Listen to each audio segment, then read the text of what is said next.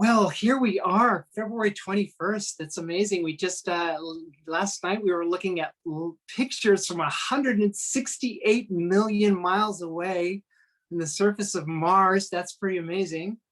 And just last week, or recently, some geologists actually bored a hole in the Antarctic and looking to get the sediment at the seafloor, but they hit a rock and accidentally discovered life that is living. They have no idea how long it's been there. These whole colonies of stalks and sponges that are living at the bottom of the Antarctic. And it's only 6% explored or 7% explored the whole ocean. My goodness, what is down there? So we're looking at our own Earth and Mars. It's an amazing time here, February 21st. And don't forget, just 100 years ago, you could have seen The Kid in the movie theaters. It was released. That's a Charlie Chaplin film that I highly recommend. It's a classic tramp film. And if you want to see what it looks like in 1921, you can. In 1921, you couldn't see what it looked like 100 years ago, but now we can. It's amazing. So let's get started and welcome to Sunday Assembly San Diego. This is our 79th and 10th online assembly. Oh, it's just so good to see you all scrolling through the faces and saying hello and hello and hello. Just a few housekeeping items that we're going to go over. My name is Michelle Soden. First of all, I will be your MC today. I've missed the last 3 assemblies. I didn't miss them though. Actually, I watched them on our YouTube channel, which is really well organized. And I felt like I was right there in the beautiful company of you wonderful people. We're not going to be showing the lyrics on the screen, but please sing the program with the lyrics on Meetup or Facebook, the event that you signed up on, and we'll put that link into the document in that window so that you can just pop on there and get the lyrics and sing right along. Because of the lag time, and this is perfect singing on Zoom for me because I can mute and I can sing really loud here and you will never know how tone deaf I am. Because of the lag time, we'll keep everybody muted except for the person who's speaking, and so we can't hear you, but we can see you, so feel free to raise your hands or clap or you do whatever you want, except, some things. Because this is an online assembly, you might see people from other assemblies, even overseas. If you are from another assembly and you want to put your name, you just say where you're from. This is a global community, and it's so nice to see the people all together on this little, it's like an eye of the hurricane. Well, not really that, because eye of hurricane means there's another hurricane, and even though stuff's still swirling around, if this is a separate place entirely, we're all together for this little time. Sunday Assembly is a secular, non-religious, Sunday Assembly San Diego is a secular, non-religious community that celebrates, that gets together once a month to hear great talks, to connect for community events, to share some snacks when we are actually physically in person, and we will be again, and to sing some silly songs together. And mostly though, we are here today to celebrate this one life that we know that we have. The motto for Sunday Assembly is live better, help often, and wonder more. And may I trouble you, is there anybody here who, this is your Sunday Assembly, this is your first time being with us? I know that's true for the speaker and maybe Tara. Fantastic, so glad you're with us today. We are going to have some fun. We have a media-free zone when we meet in person because we do digitally record this event. So if you do not want to be recorded, you have the option of changing your name, stop sharing, and muting, which we will do for you. Normally we watch your children age 1.5 up when we're physically there. So we got some very qualified people to do that for you this time. You're the best ones, so good luck. We start every Sunday Assembly with a list of things that we're supposed to do in order. And so I'm going to look at that list right now, so make sure that I do the right thing. I think it is. We are going to have Mr. Paul Svensson. Paul, I have not seen you for just such a long time, and it's so great to see you. I'm turning it over to you. All right. So you can get out the words to this song. This is Welcome to Sunday Assembly. Seems like an appropriate thing to sing at the beginning. And it's very easy, even if you don't have the words, I'll show you what to do. It goes like this. Welcome to Sunday Assembly.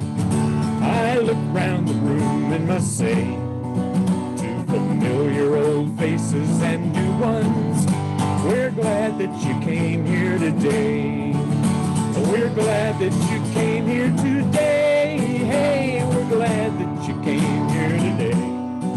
To familiar old faces and new ones, we're glad that you came here today. So whatever line I sing in line 4, then you just repeat that a couple of times, like, it's 3-4 times. So you can imagine being in a bar with a big mug of beer or root beer or iced tea or whatever you consume. When the assembly is over, we hope that you don't have to run. We'd really like to get to know you, so stick around after we're done. Stick around. Oh, stick around after we're done. Oh, stick around after we're done. Really get to know you, so stick around after we're done. Sound good, at least your heads are moving. Oh, we like to sing songs when we gather, so rock, pop, and ballads we croon. We raise up our voices in verses, and sometimes we sing them in tune. Oh, sometimes we sing them in tune. Oh, sometimes we sing them in tune. Raise up our voices in verses, and sometimes we sing them in tune. And when we're all done with the program, and after we sing the last song, introduce yourselves to one another, and you won't be a stranger for long. No, you won't. You won't be a stranger for long. No, won't be a stranger for long. Yourselves to one another, and you won't be a stranger for long. So welcome to Sunday Assembly. We greet you with wide open door. We're certainly glad that you joined us to live better, help often, wonder more. Live better, help often, wonder more. No, better, wonder more. Glad that you joined us to live better, help often, wonder more.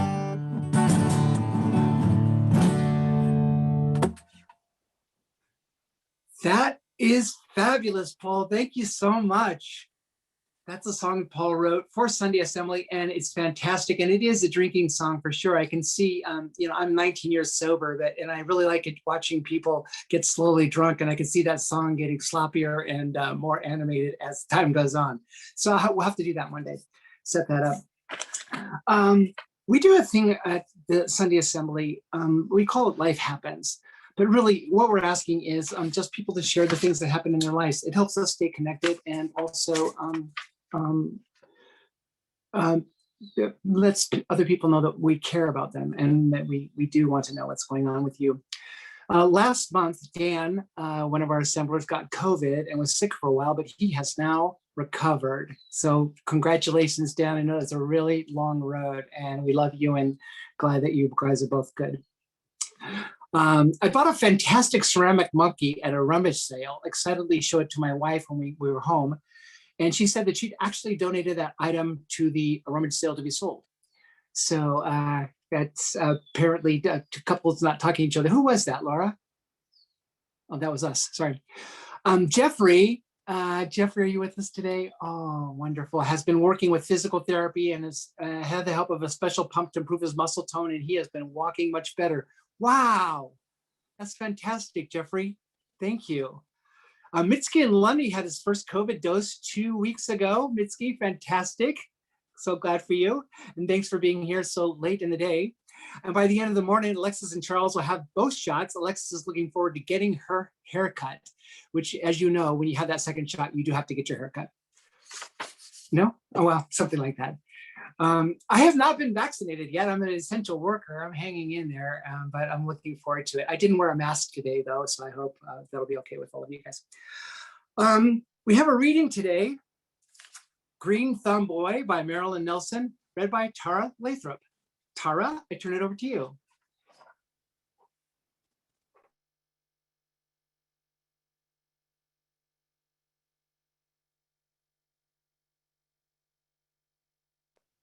Tara, you may be frozen there, actually.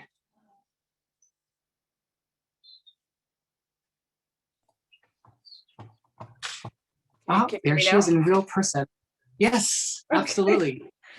All right, I had a message that said the host is not allowing people to unmute.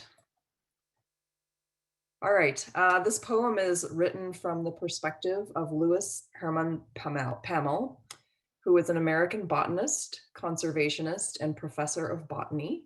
And George Washington Carver was one of his students. Green Thumb Boy by Marilyn Nelson. Dr. L. H. Pamel. Hybridization, crossbreeding, evolution. He takes to new theories like a puppy takes to ice cream. We whisper that our green thumb boy is the black Mendel, that Darwin would have made good use of Carver's eyes. So clear his gift for observation, the best collector I've ever known. I think we have an entirely new species of Pseudocercospora, and always in his threadbare lapel, a flower, even in January. I've never asked how. We had doubts about giving him a class to teach, but he's done a bang-up job with the greenhouse. His students see the light of genius through the dusky window of his skin. Just yesterday, that new boy, what's his name, from Arkansas, tried to raise a ruckus when Carver put his dinner tray down. He cleared his throat, stared, rattled his own tray, scraped his chair legs in a rush to move away. Carver ate on in silence. Then the boys at the table the new boy had moved to cleared their throats, rattled their trays, and scraped their chair legs as they got up and moved to Carver's table. Something about the man does that, raises the best in you. I've never asked what. I guess I'll put his name next to mine on that article I'm sending out. Thank you. Fantastic. Thanks so much. We're going to talk about, we live better, help often, and wonder more. So we've been helping out in the community. We have reoccurring donors. You basically generously, that's what allows us to have operating expenses. And we've been using the money to help out in the community and do some other things to go over Help Happens. I believe that's Betsy is going to let us know about that today. Hi, good morning. Good morning. How are you? Good to see everybody. So during January's assembly, we announced the start of the Sunday Assembly San Diego cleanup crew. Originally, we were going to plan an in-person cleanup event while wearing masks and social distancing, but this was right after the holidays and San Diego County was seeing a rise in COVID cases. At one point, we were pushed out of the red tier of substantial risk into the purple tier of widespread risk, which included stay-at-home orders. So while we still plan on doing a group cleanup down the road, we pivoted to individual efforts in our own neighborhoods and backyards. The point of hashtag SASD cleanup crew, with an emphasis on crew, is that we're all one team doing the individual work of making our city trash-free. One person's bag of trash from their local park or sidewalk or street corner may not seem like much, but when enough of us do it, it can make a big difference. Thanks to everyone who participated and sent their trash selfies our way. Together, we filled quite a few bags of trash. Great job, crew. There's our collage of people's individual bags of trash, adding up to quite a bit of trash removed. Excellent. In other news, one of our assemblers volunteers at a local safe parking program For those of you who are unfamiliar, these parking programs provide safe spaces for those living in their vehicles to park and sleep overnight. This particular car park requested blankets. In response, Sunday Assembly San Diego purchased 50 blankets to cover the 25 registered parkers in 2 of the lots. If anyone's interested in donating blankets, we're not able to take used blankets at this time. Excuse me, sorry. But we were happy to be able to donate this in this cold February. That's our announcements. Thank you very much, Betsy. Thanks for setting that up at the car park too. Betsy does also provides dinner for Sunday Assembly on once every other week. And Tuesday nights, I was the deliverer of the blankets, and it's a small thing. It's a small thing. It's 50 cars to help. It's small, but you know, if it's somebody has a warmer night on one of these cold San Diego nights, and it's been getting down into the 40s, that's great. And we really appreciate the donations that you give to help us to be able to do these things and help out in the community and do the little things that we can do and make somebody's day at least a little bit better. Oh my goodness, I am so excited. Our speaker today, Dr. Anthony F. Aveni, is Russell Colgate Distinguished University Professor Emeritus of Astronomy, Anthropology, and Native American Studies at Colgate University, where he's taught since 1963. Dr. Aveni helped develop the field of archaeoastronomy and is now considered one of the founders of Mesoamerican archaeoastronomy, in particular for his research of astronomical history of the Mayan Indians in ancient Mexico. Dr. Aveni is a lecturer, speaker, and editor, author of 3 dozen books on ancient astronomy. We recently, my wife and I heard him on the media, and we figured, what the heck, we're on Zoom, shoot for the stars, ask for the people that are most interesting, and my goodness, Dr. Aveni said yes, and I'm so excited to introduce him to you, Dr. Anthony Aveni.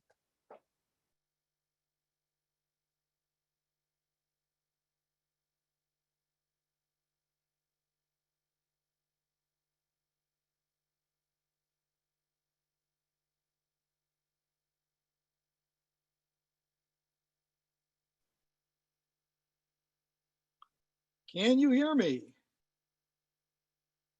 You can. It's good because I can't hear you. So now you'll all have to be quiet and listen.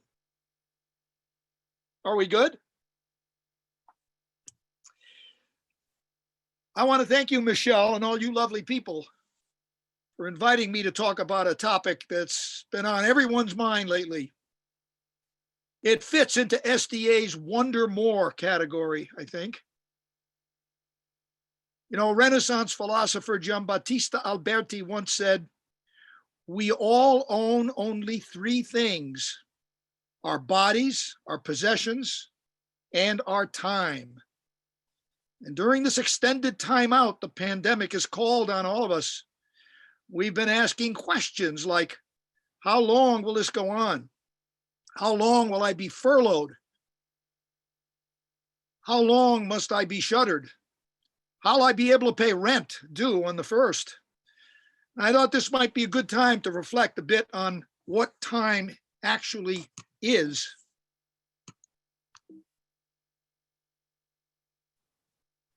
You should be getting my second picture, but I don't think you are.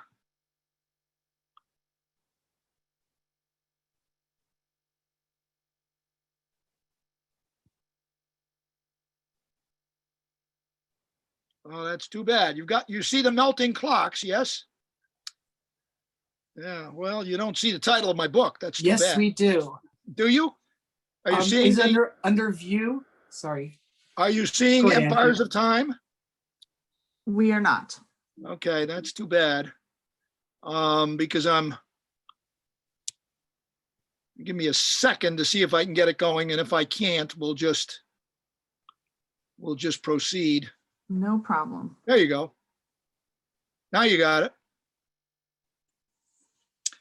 Anyway, this is a book I wrote 30 years ago, And I've been getting a lot of requests to talk about it lately with this pandemic. In it, I talk about what is this thing that we own, this time? Is it really a thing? We talk about time as if it is a thing. We talk about our good times and bad times and hard times and hot times. We spend time, we save it, we waste it, we kill it, and it flies. We treat it like a commodity.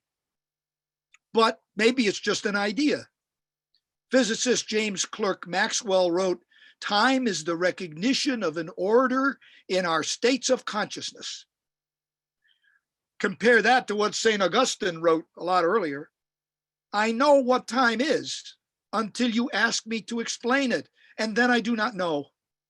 But the word time gets more space in Webster than the word thing, the word universe, and the word God. So it must be very important. Then there are these cliches you all know about pertaining to time, like time rules life. That's the motto of the National Association of Watch and Clock Collectors. Time is money. Ben Franklin said that. And if I were addressing you on this topic prior to the pandemic, I might ask, do you own a single thing today that was not regulated by the clock? Ever heard of the saying, sports mirrors life?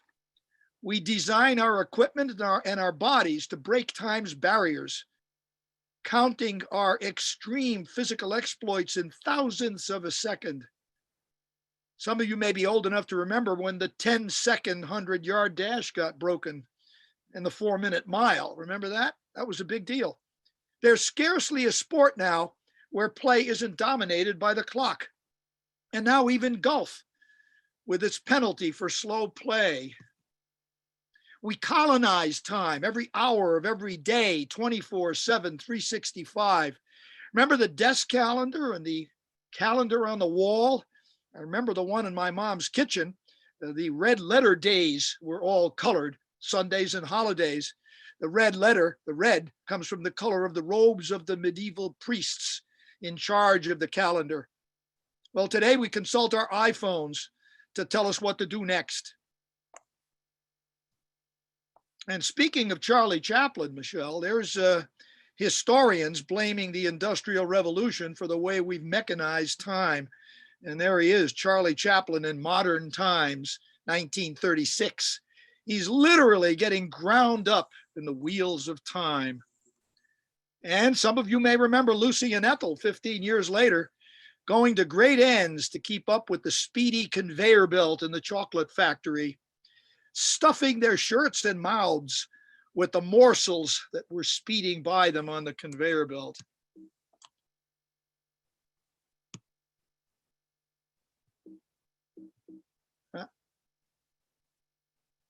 We stopped advancing. There we go. Despite working remotely, many of the demands of labor are still locked in to the clock. Today, we work 20% more than we did in the 1970s. Those who work on an assembly line are trapped in a temporal framework, cogs in a wheel of production.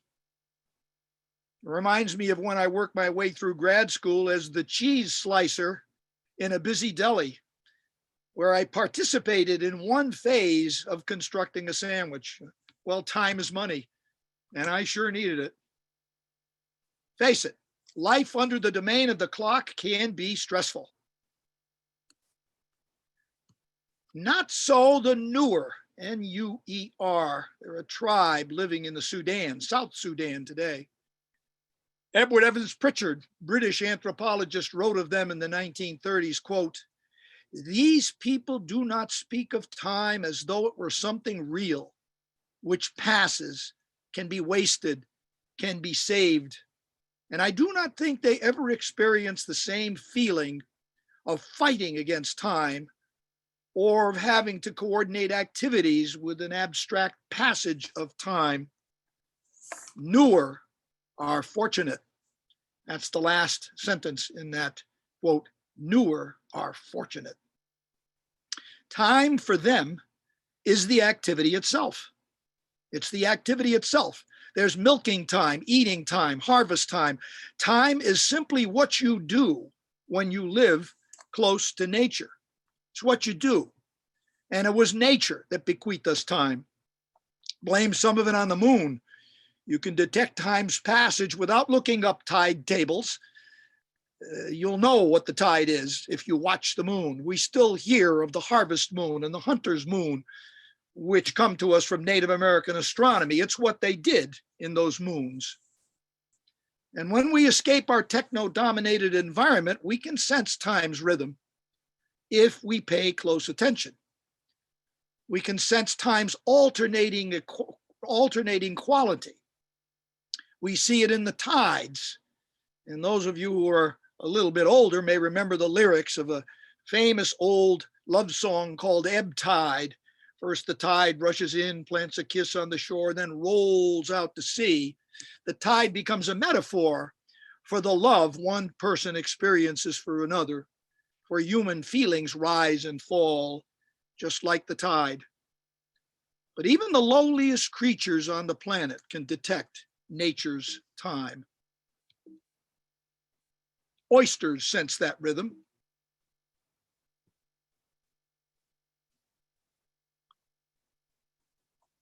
Their lives depend on it. They open and close their shells at feeding time. There was an experiment done by Yale University biologists who monitored these oysters by attaching sensitive threads to their shell openings, and they could time the opening and closing of the shells when the oysters were feeding. And then they thought to send them, these oysters that they collected and studied, in a mini aquarium, a sealed mini aquarium, to Northwestern University in Evanston, Illinois.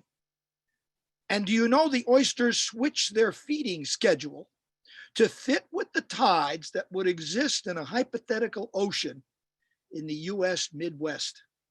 How'd they do that? Well, wrote one of the scientists involved in the experiment, "We are dealing here with beings that don't need a clock, yet possess a memory for time. They seem to defy further analysis." They seem to defy further analysis. Here are some 350 million year old corals that give us a record of moon time. They lay down growth ridges every month, and you can see them, parallel lines working from the bottom up, thicker in the summer months, thinner in the winter months, one ridge per month. Well, I worked with a paleontologist on these corals, and we were counting the number of growth ridges going all the way down, the fat ones and the thin ones, and we counted 13 months in a year as opposed to 12. And we didn't wonder for long why that was, because 350 million years ago, the moon was closer to the Earth. It went around the Earth faster, and the months were shorter. So you could fit 13 into a year. So there you have some 350 million year old creatures keeping track of moon time. But then, of course, we in culture did something no different from the corals. So here we are 5,000 years ago, when Bronze Age Britons, if we can call them that, captured time. They captured time from nature and monumentalized it. They built their megalithic timepiece at Stonehenge with alignments to the sun and the moon. Here's the summer solstice sunrise, captured in the trilithon archway. Well, the Greeks and the Romans segmented the day into hours with the sundial. They were unequal hours because the sun moves faster horizontally around noon than it does late in the day. So you get longer hours early in the morning and later in the afternoon, but you know, you could live with that 2,000 years ago, no problem. The Greeks went further. This is the Antikythera mechanism, named after an island off the coast of Asia Minor, where it was found in a 2nd century BC shipwreck. These gears from the Greeks were used to predict the sun, the moon, and planet locations, and even eclipses over 2,000 years ago. The Greeks called it a simulacrum, to simulate nature, but to simulate to the Greeks meant to offer aesthetic satisfaction with nature, to celebrate the glory of the cosmos, but they turned marking time precisely into an obsession, and they passed it down to us. Our answer to unfair sundials was to snatch time's alternating rhythm away from nature. Here's the first pendulum clock, 17th century. It transferred the rhythm of the oscillating pendulum, like the rhythm of the beat of your heart, to a bunch of gears that powered a toothed wheel that moved the hands of a clock with a friendly face. But the demand for precise time was joined by religion long before science, for the call to prayer needed to be made at the correct time of day. For we pray together, the better that God will hear us. Remember the sleepy young priest, Frère Jacques? Dormez-vous, sonnez le matin. Well, the matin were the first period of 9 during the course of the day when you were to pray. So the mechanical clock is not the origin of the interest in measuring time. It's the result of it. By mechanizing time, we chose to carry the burden of it on the shoulders of civilization. We bureaucratized time. In Europe, during the Renaissance, the needs of an interlocking market economy collaborated with religion and used the latest technologies to mark accurate time. So here we are in the Marienplatz of Munich, where the Glockenspiel, literally the talking clock, the clock that spiels, was controlled by the burghers. Oh, those were the guys that ran the town. And it told out the hours of the worker's day, particularly in the garment industry, which was a big deal in Munich. So there were cloth cutters' bells, sewers' bells, packers' bells, all signaling different rhythms and tones, telling them when to go to work. Prior to the bells tolling, you knew when it was time to work by the flip of a coin. If you could tell heads from tails, head for work. With the mid-19th century, though, the advent of high-speed travel, we truly fractured time. By now, you know Roy Lichtenstein is one of my favorite artists. I love that fractured clock. We fractured it. Until travel by rail came along 200 years ago, the fastest you could go was on the back of a horse. Can you imagine? Only 200 years ago. Once you move fast, especially east and west, the more you mess with time. You set your watch to the station, but when you board the train, the time inside the moving train is not the same as the time on the ground outside. That's because time is connected with longitude, the Earth's rotation. It's earlier going west, later going east. I got 2:36 on my watch here. You people haven't had lunch yet. And so the conductor needed a reliable watch. I love this commercial ad from the 1950s. You could buy the best watch in the world, and it wasn't a Rolex, for $71.50. Now imagine even higher speed travel, say New York to LA in 3 hours. Do I knock off 1 minute every 14 miles that I travel to the west? Better I should do all 3 hours at once by turning back my watch.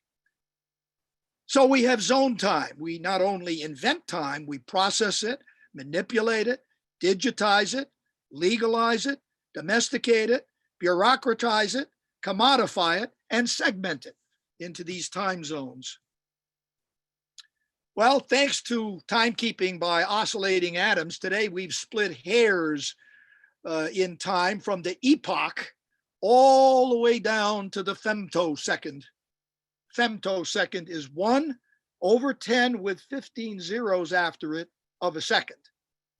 How small is that unit of time? Well, if 1 second is the distance to the moon, 1 femtosecond is the width of a human hair. Ah, how I long for the days when the one-handed version of the clock's friendly face was good enough. Problem is, I can't turn back the clock. Well, unfortunately, this morning, I've only been able to skim the surface of a subject well worth considering and wondering about, you wonderers. But I hope you'll go further by going outdoors and experiencing the sights and sounds that make up nature's world of time. Maybe a little bit of time at night under the stars, or for you, an easy jaunt out to Point Loma to check out the tides. When was the last time you did that? Well, meantime, let me leave you with the hope that your time here in contemplation this morning, and I've been delighted to join you, though I can't hang out with you, that your time will be well spent. Thank you. Thank you. Oh my goodness, that is amazing. Thank you so much.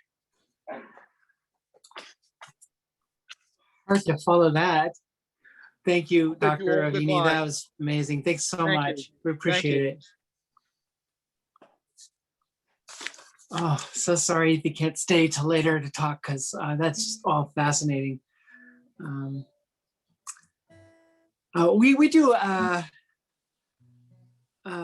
Sorry, we were going to do a song. Paul will sing for us, and Paul, every time you sing this song, it just really gets me, and it's so appropriate for today. So I'll turn it over to you. Okay. Hope you got the words. If not, you will know the chorus.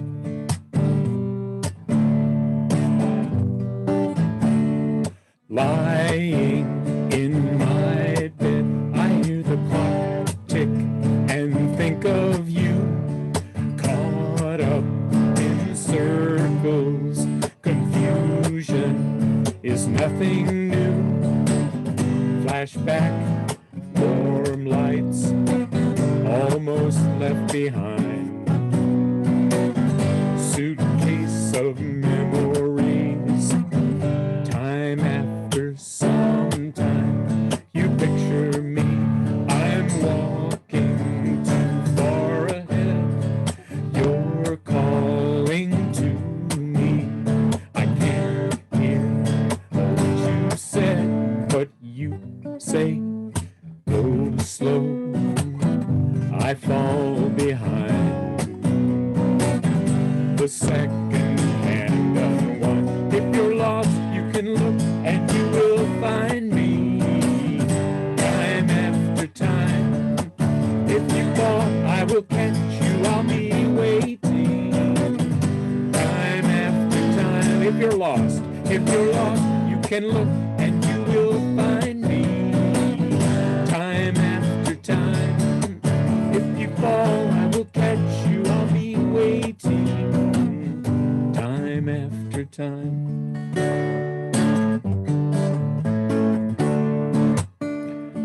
After my picture fades, darkness has turned to gray.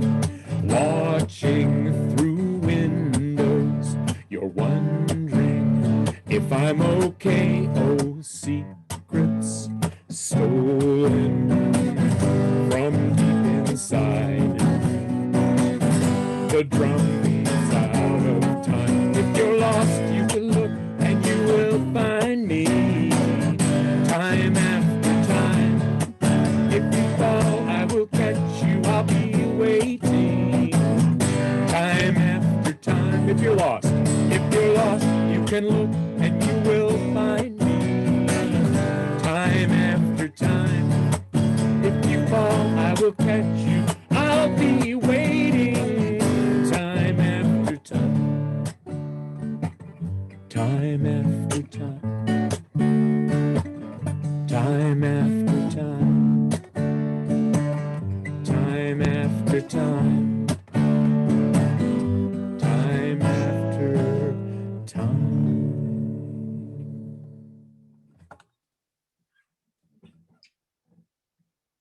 Thank you, Paul.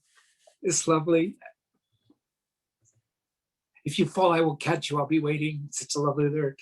Everybody needs a rock to wind a piece of string around. It's nice to have a rock.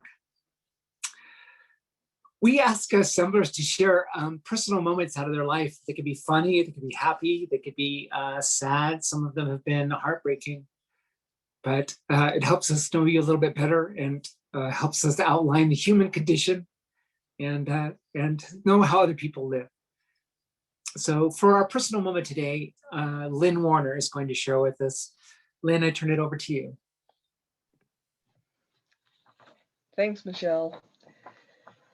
So in keeping with today's theme about time, I'm going to share with you a story from my life that I decided to call Mistaken in Time.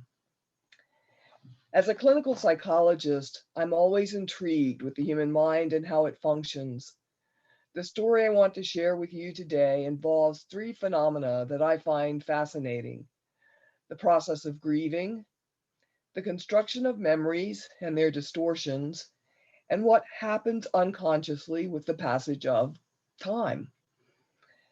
I was on the varsity basketball team for 4 years in high school and played for 4 years in college as well. I loved the sport. When I was in ninth grade, it was only the second year that my high school had sponsored a girls' team because Title IX had recently been passed into law and required it. We were not very good yet, so the scores in our games were quite low. We played 4 8-minute quarters, and a typical ending score might be something like 24-22. That was a score in the game I am about to tell you about. I was a starting point guard and was more often passing the ball to a teammate than shooting baskets myself. But in one game, against nearby George Mason High School, I scored the winning shot on a fast break layup, which was pretty thrilling. Although I'm sure I did not outwardly demonstrate that I was thrilled, as that would have been way too much emotion for me to show. Nonetheless, on the dark bus ride from Fairfax back to the town of Leesburg, where our school was, I became very sad and was crying. I was missing my father, who had died about 7 or 8 months before. I remember Coach Stevens coming and sitting next to me and comforting me. This was just a normal amount of grief, or a normal moment of grief, and it receded way back to the very back of my memory. Fast forward many years, maybe a decade or more. My mother and I are talking. I do not know how the recollection came up, but I was telling her about a basketball game I remembered playing in. It was at George Mason University. Oops, there is a George Mason University, by the way.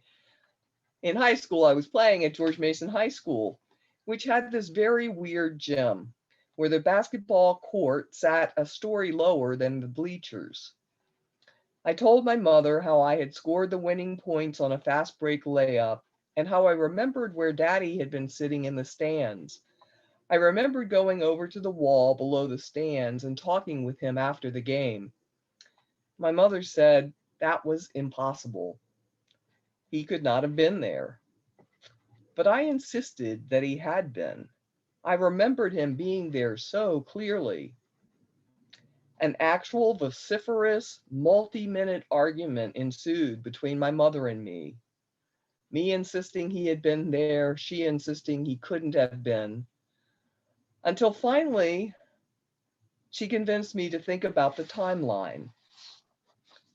My father died when I was 14 in February of my 8th grade year in high school. I was not eligible to play on the varsity team until I was in 9th grade. My father was dead then. My memory of his presence at that game, as vivid as it seemed to me, had not really happened. It was only then that I recalled what had actually happened that night. I had been thrilled to score the winning basket, but a short time later had been hit with one of those intense waves of grief that anyone who has lost a loved one will recognize. They come out of the blue and can be amazingly intense. I had wished my father was there. I had missed his presence terribly. I had conjured an image of what would have happened if he had been there, without any awareness that I had done so. And that fantasy had embedded itself in my brain as a memory, as real as a fact, and as real as any true event ever was that was in my memory. When I realized this was what had happened, I was amazed. Our psyches are powerful things. I learned that day how the boundary between real memories and fantasies is porous, particularly when dealing with highly emotional events. I also learned a little bit about how our unconscious selves may try to soothe us in ways that we may never become aware of. Had I not had this conversation or argument with my mother, I would never have known I had created a soothing memory for myself. The psychologist inside me was a bit awed, and even today, many further decades later, I remain amazed that I could have thought my father watched me played in that basketball game. Our memories are fallible, and each time we remember some event, pull it out of memory storage, think about it, talk about it, and then tuck it back away, it has changed just a little, or in some cases, changed quite a bit.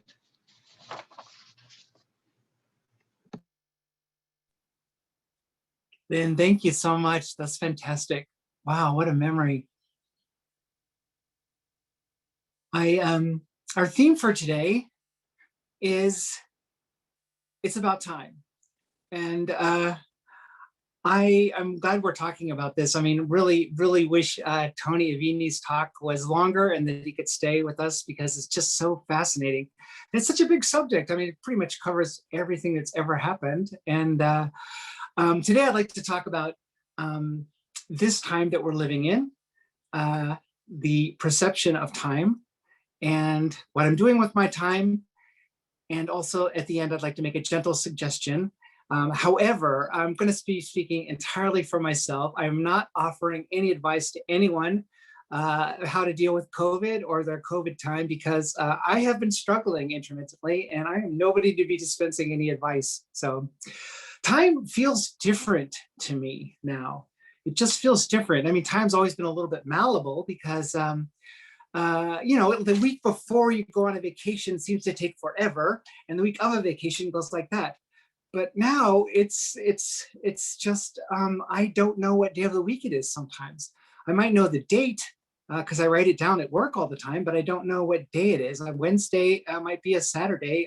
There's no weekends. Don't really have any import, and I sometimes it feels like this has all been one long day. And other times I can't believe that we've been doing this for a year. I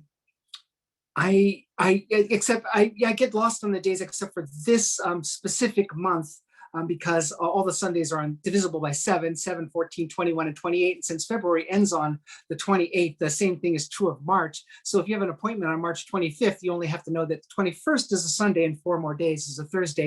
Easy to do. But other than that, in April, I will be lost again. But last year I did have some time off. I've been working most of the time. I'm 10 hours a day in a mask. Now I'm 10 hours a day double mask. I feel proud to be able to help out in the community, but I have to say it's been challenging. I did take a couple of months off last year and I did set my mind to cleaning the garage. My wife and I have been slowly paring down and organizing everything in our house. So I set to clean the garage, and this time I was going to take care of those boxes that I've kept with me my entire life. I'm in my 7th decade, and I have had some of these things since I was a youth. And I don't look at them. I don't reference them. They're my old college papers. They're my son's elementary school work. They're tchotchkes and knickknacks that I picked up along the way. They're old books that I have. And I've not always had a garage, but I've had a storage space, and I've kept this stuff. I just keep it, and I don't know why. I don't know why I have these college papers, maybe because it's proof that I was able to show up on time and make commitments and take tests and pass and have the fortitude to do it. I don't know. And there's my physical evidence. Maybe I keep my son's elementary school paper because this is the picture that I look up every day.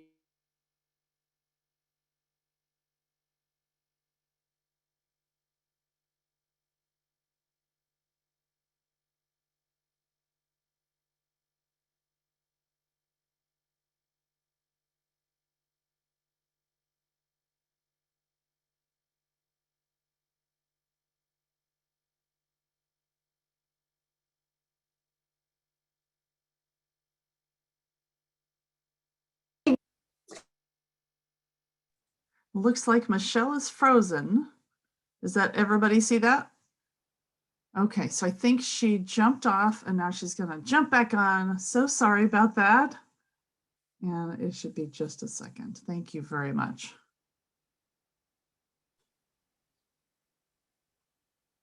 Okay, I'm being frozen, but so I'm back on. Yes, you are.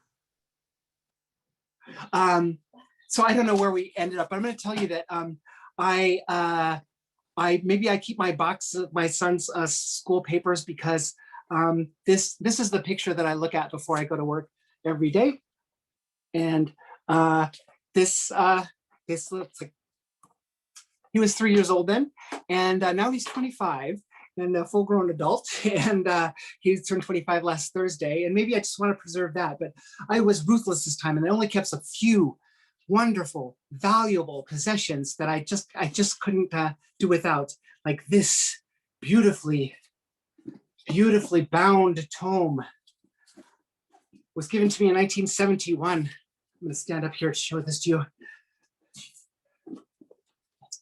This in 1971 was $4.95. That was a gift. My parents didn't erase that out of the front of the book there. This is Dunninger's Complete Encyclopedia of Magic, with a foreword by Joseph Dunninger, and then all these tricks outlined with beautiful illustrations that shows you how to do it, how to make an elephant disappear off a stage or cut a woman in half. It's all in here. And I became so fascinated with this, particularly parlor magic, the magic that you could do close up, the things that you needed very little props for, things that looked like they were magic, but really were just illusions.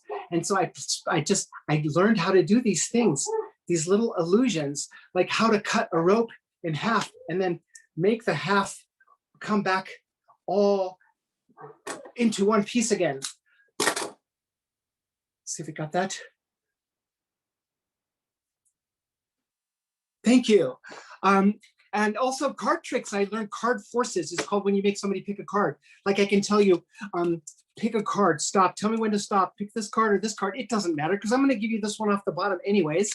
Right there, it's a 4. A 4, well, 4, I'm going to dip this banana. I've been sewing actually. Dip this banana, I sewed this banana, and I'm going to cut it into 4 separate pieces inside the banana magically. Oh, anyways, I can't do that. I have a bowl here to put that in. But the reason I'm telling you all this is because it reminded me of something. It reminded me that the way I got proficient at any of those tricks was that I practiced. I practiced at it, something that I did every day. I practiced for months and months doing this so that I could do this. And that's what I needed, really. A friend had mentioned something about how they trained for a terrible event, something that they worked at. I've never had to do that. I've had perspective, I think, and I've processed things really quickly, and I don't carry grudges. And lately that has changed. I'm processing much slower, and I've been struggling on some days, and I can't let go of things that bother me sometimes. So I had to work at it, and I've been trying to get a good night's sleep. And I won't say that I've improved my diet much because I'm still addicted to sugar, but I try to eat well, and I exercise, but that didn't help. It didn't help. But I made a practice of making myself listen and sharing what I was going through in COVID time. I work in a very busy environment, so I've been listening to people's stories, and it helps in a way to be connected with them in that way. I've also been practicing kindness. Usually kindness is really easy for me, but sometimes these days I just don't feel kind, and I've been making myself do it. But the thing that's helped me the most, and this is something I lifted from Lynn Warner, our personal moment speaker today, and our speaker next month, from the Coping Assembly last March. Okay, maybe it's not next month, but Lynn Warner is going to be here. I hear my Laura saying no. But she said that you can take a moment and just look around your environment. Look at it. see the way the light falls on the leaves in the tree that I can see there, and the edges and the textures. And it's calming. It's calmed me down. It helps to calm me down, and it's helped me to get more in practice with my meditation practice, which is also a focus. But I've gotten to a point now, just over the last few weeks, where I can really be here with you and enjoy this moment of all of us being together. So it really has helped quite a bit. Probably the thing that's helped the most is practice telling people what I'm going through. I'm reluctant to say what I'm going through, because if I said COVID is difficult because, and fill in the blanks, I know the people that I know my friends, I know the blanks that they would fill in. I know the words they put there. And I know people's situation is much more dire or difficult or challenging than mine is. So I'm reluctant to say anything to anybody because I don't want to burden them. But telling the person that I love the most in the world how I'm struggling and sharing that with people has been really helpful for me. Not dispensing any advice, because when I talk about this, I think I know all the things. I know it's a global pandemic. I know there's racial unrest in the country. I know that transgender rights were in danger. I know a lot of things are going on, and those are all impactful. And I've been responsible for a bunch of people at work and safety protocols, and it's been very challenging. But not nearly as challenging as some other people have, but still, that's how I feel. That's how you feel, it's how you feel. It's okay. We're going to get through this. I'm going to make a gentle suggestion. One thing that's been super helpful for me is just to be able to be a part of this community and participate. Our board has met for months and months regularly on Wednesday nights just to do board business and check in, but mostly just to check in and to see how each other's doing. And we've this last year gone through a lot of different things, but we've been there to support each other, and that's been really nice. But I know everybody doesn't have support like that necessarily. But here's this thing we have, Sunday Assembly San Diego. And we're online right now, so if you physically can't get here, you can show up. You can show up and you can be with people on a Tuesday night at Taco Tuesday, TALK-O, Taco Tuesday. Or you can come on Thursday night. This Thursday night, we're going to be playing categories. All you need is a pencil and a piece of paper and a willingness to come.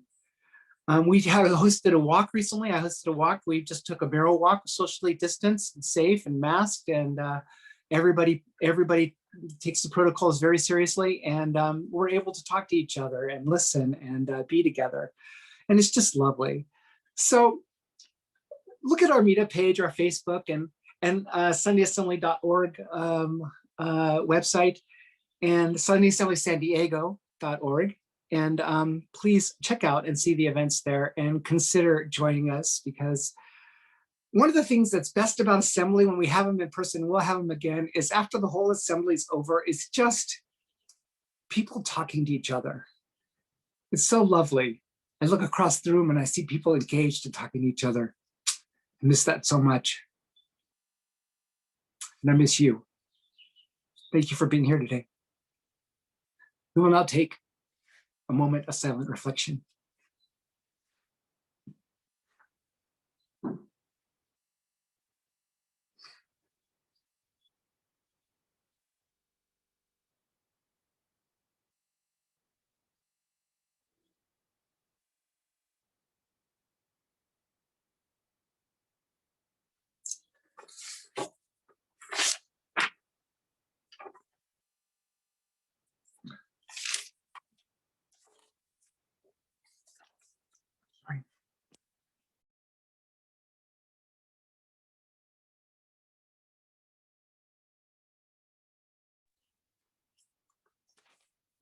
Thank you each.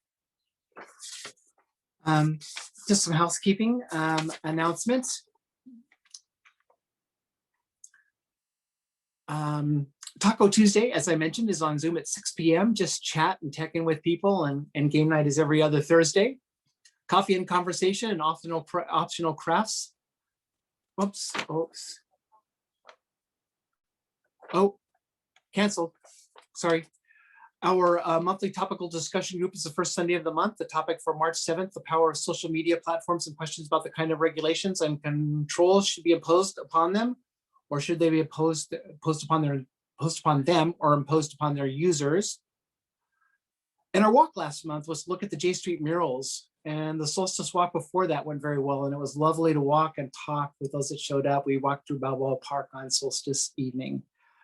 I will try to host more of these outdoor walks each month so we can each be in person and even during this extended time of our separation. So I hope you can be there. Well, I think we've taken care of most of the business there. So I'm going to pass this over to Paul, who is going to take care of some more business. We're going to take care of some business here. So I hope you've got your, song lyrics there.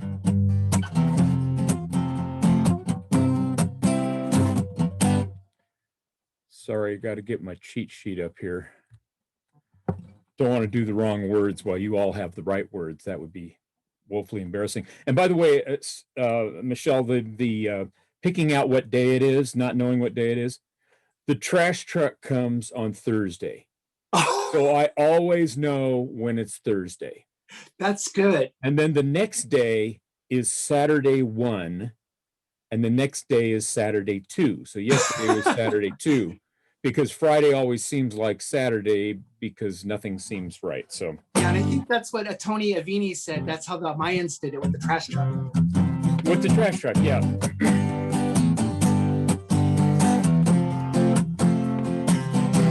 Here we go. Get up every morning. Oh, you get up every morning. Your alarm clock's warning. The 8:15 to the city. There's a whistle up above. People pushing. And the girls who try to look pretty. And if your train's on time, you can get to work by 9. Start your slaving job and get your pay. And if you ever get annoyed, like me, I'm self-employed. I love to work at nothing all day. Here we go. And I'll be taking care of business every day. Taking care of business every way. We're gonna take care of business. It's all right. Taking care of business, working overtime, work out.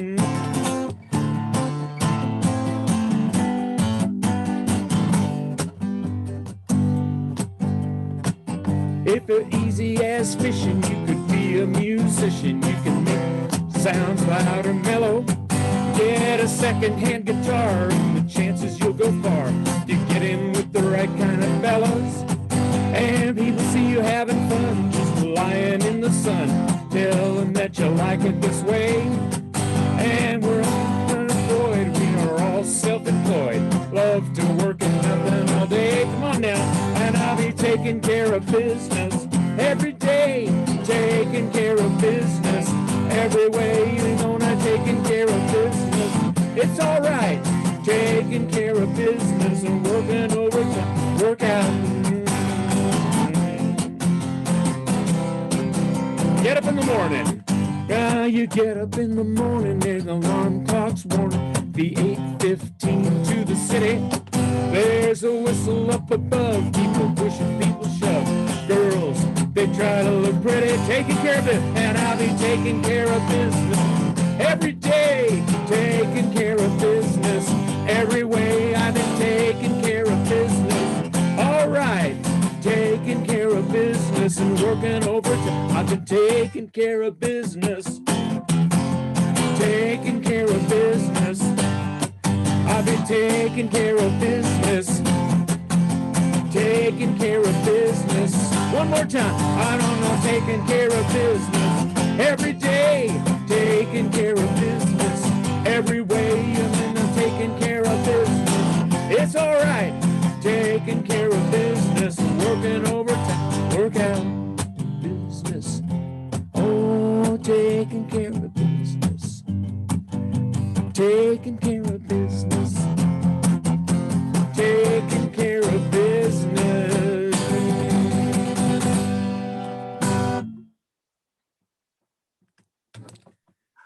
Paul, that's fantastic. Thank you so much. Well, we've done it again. another Sunday assembly, the 79th next. I hope you can be here for our 80th next month. It's on the 21st, because that would be the third Sunday in a March. Thank you all so much, and have a wonderful, wonderful day. Thank you for being here.